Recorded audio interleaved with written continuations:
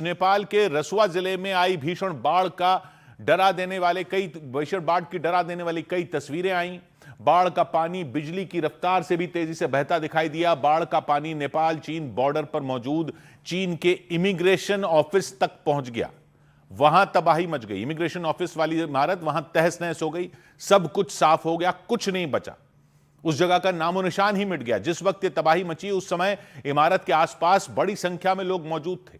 कई लोग ऑफिस के अंदर काम कर रहे थे, कई लोग आसपास घूम रहे थे। जैसे ही उन्हें सैलाब का अंदेशा हुआ, उन्होंने भागना शुरू कर दिया। अपनी पूरी ताकत से भागते दिखे। इमारत से वो कुछ ही दूरी पर थे, तभी पीछे से सैलाब आ गया। ऐसा लगा जैसे वहां कोई बवंडर उठा हो। मटमैले पानी ने पूरे इलाके को घेर लिया। चारों तरफ से पानी आया, इतना तेज आया कि उसके सामने कुछ टिक ही नहीं पाया। एक झटके में पूरी की पूरी इमारत ढह गई, तहस नहस हो गई, कुछ भी नहीं बचा। न वो इमारत, न उस इमारत के आसपास खड़ी गाड़ियां, न ही भागते दौड़ते लोग। सभी लोग पानी के तेज बहाव में बह गए। इमिग्रेशन ऑफिस वाली इमारत के ठीक सामने एक पार्किंग दिखाई दी। कई बसें खड़ी थी, गाड़ियां खड़ी थी, ट्रक खड़े थे। पार्किंग की एक तरफ नदी बह रही थी, दूसरी तरफ एक सड़क थी। इमिग्रेशन ऑफिस को तबाह करने के बाद बाढ़ का पानी उस पार्किंग तक पहुंचा। ऐसा लगा जैसे वहां धूल भरी आंधी चल रही थी, लेकिन वो पानी था।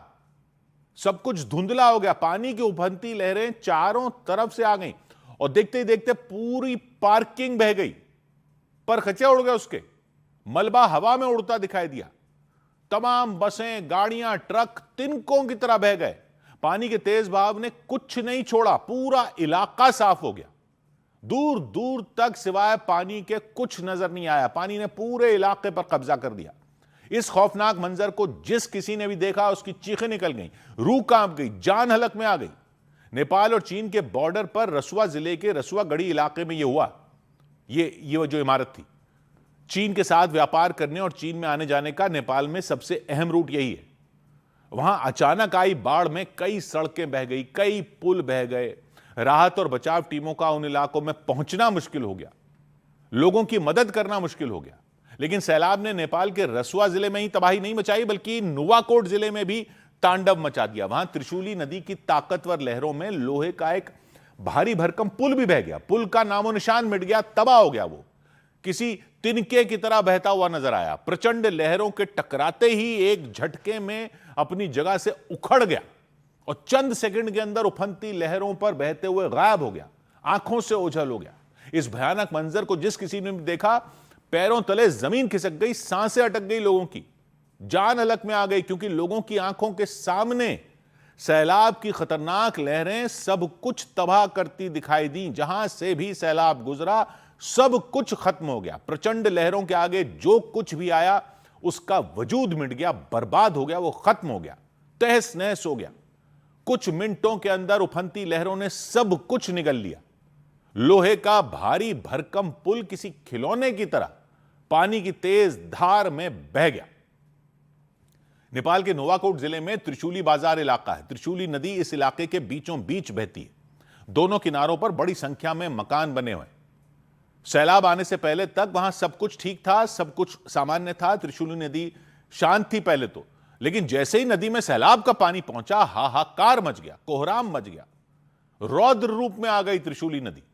उसका जलस्तर खतरनाक तरीके से बढ़ गया। लहरें गोली की रफ्तार से आगे बढ़ी, जैसे सब कुछ बहा ले जाएंगी। नदी के किनारे मौजूद मकानों से लहरें टकराती नजर आईं। आसपास रहने वाले लोग बुरी तरह डर गए, दहशत से भर गए, खौफ से भर गए। कुछ लोग तो चीन में किसी डैम के टूटने की बात कहते सुनाई दिए। गाइस यस्तो लाइभ छ। ओहो, पुरा ड्याम फुटेर आयो यार। पुरा चाइनाको ड्याम फुटेर आ रहेछ। नदी के ऊपर लोहे का पुल था। शुरुआत में पानी पुल के नीचे था, काफी कई फीट नीचे पानी बह रहा था। चंद सेकंड के अंदर पानी पुल तक पहुंच गया, पुल के ऊपर से बहने लगा और अगले ही पल सैलाब की उफनती लहरों ने एक झटके में पुल को उखाड़ फेंका। पुल टूट गया, अपनी जगह से ही उखड़ गया और फिर पानी की खतरनाक लहरें उसे अपने साथ बहा कर ले गईं। पुल के टूटने के बाद आसपास रहने वाले लोग डर के मारे चीखने लगे, चिल्लाने लगे, भागने लगे।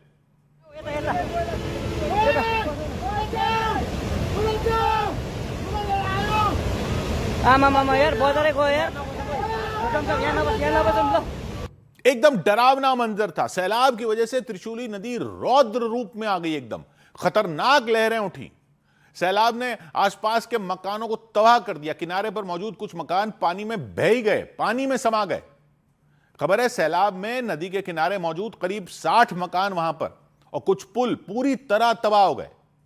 और नुवाकोट में लोहे का जो पुल बहा, उसे बहता देख कुछ बच्चे डर के मारे सहम गए। जो वहां थे खौफ से भर गए, उनकी हालत खराब हो गई।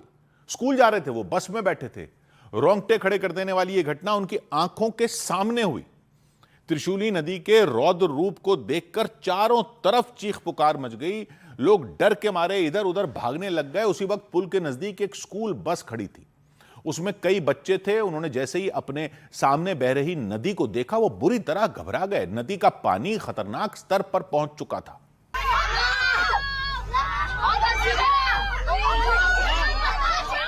देखते ही देखते नदी का पानी ऊपर बने पुल के ऊपर से बहने लग गया। उसके किनारे कई लोग खड़े थे, उनकी सांसें अटक गईं।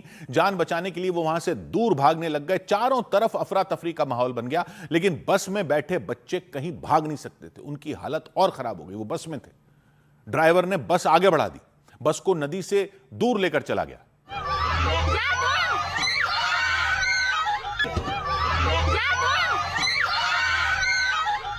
नदी में पानी का बहाव बहुत तेज हो चुका था। ऐसा लगा वो अपने सामने आने वाली हर एक चीज को बहा कर ले जाएगा। फिर नदी ने भयंकर तबाही मचाई और विनाशकारी बाढ़ में त्रिशूली नदी पर बने कई दूसरे पुल भी बह गए। इसके साथ वो भी टूट गए, तबाह हो गए, नदी में समा गए। नेपाल में एक जिला है धादिंग, उस जिले से भी त्रिशूली नदी बहती है।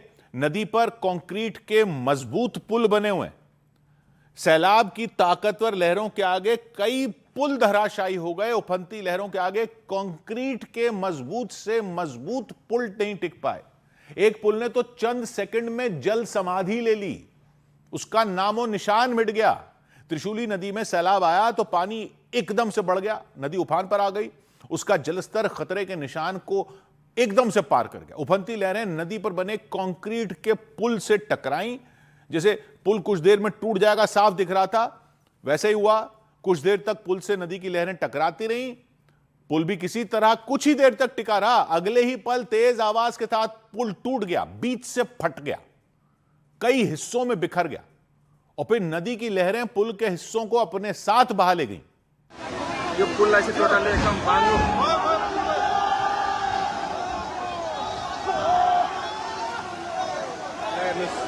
यहाँको पुल पनि बगायो। ये त्रिशूली नदी पर बना हुआ पुल था, यह टूटा।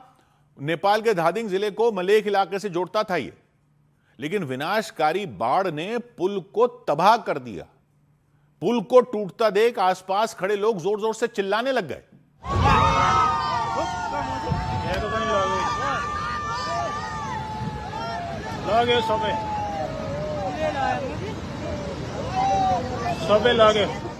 पुल के टूटने से धादिंग जिले से कई इलाकों का संपर्क कट गया। कई लोग लापता बताए गए, कई लोगों की मौत हो गई। और इस सब के बीच नेपाल के चितवन जिले में भी त्रिशूली नदी पर बने एक झूला पुल की हालत खराब दिखी। वो नदी में आए मलबे के नीचे दब ही गया। झूला पुल नदी को पैदल पार करने के लिए बनाया जाता है। इसके लिए मजबूत रस्सियां और तारों का इस्तेमाल किया जाता है। चितवन जिले में इसी तरह का पुल उफनती लहरों की चपेट में आ गया। अचानक बाढ़ आई, त्रिशूली नदी अपने रौद्र रूप में आ गई। अचानक वहां पर भी एकदम विनाशकारी हो गई। चितवन के कुरिंतर गांव में तबाही मच गई। पुल सैलाब में डूब गया, खेत सैलाब में डूब गए, आसपास का पूरा इलाका सैलाब में डूब गया। पुल को नुकसान हुआ तो गांव का बाकी इलाकों से संपर्क ही टूट गया, क्योंकि वो झूला पुल उफनती नहरों में समा गया। पुल के बीच का हिस्सा मलबे में दब गया, उसके ऊपर सैलाब बहता दिखाई दिया। नदी की तेज धार पुल तक पहुंच गई, पुल के ऊपर से गुजरने लगी। इससे पहले लहरें उसे जोर जोर से हिला रही थी, हवा में झूल रहा था, झटके खाता नजर आया। उसके बीच का हिस्सा पानी में फिर समाने लगा, पानी में डूबने लगा।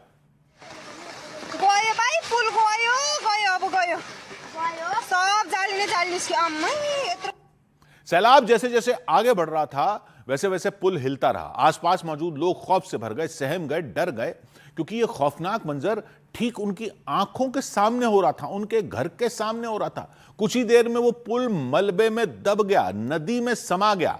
सैलाब के साथ आया मलबा उस पर इकट्ठा हो गया, कचरा उस पर इकट्ठा हो गया, मिट्टी उस पर इकट्ठा हो गई, पूरी तरह वो डूब गया। और इस सब के बीच नेपाल के नुवाकोट में चीन बॉर्डर की तरफ जाने वाली 42 किलोमीटर लंबी सड़क भी बह गई। नेपाल के नुवाकोट जिले को चीन बॉर्डर से जोड़ने वाली सड़क बह गई।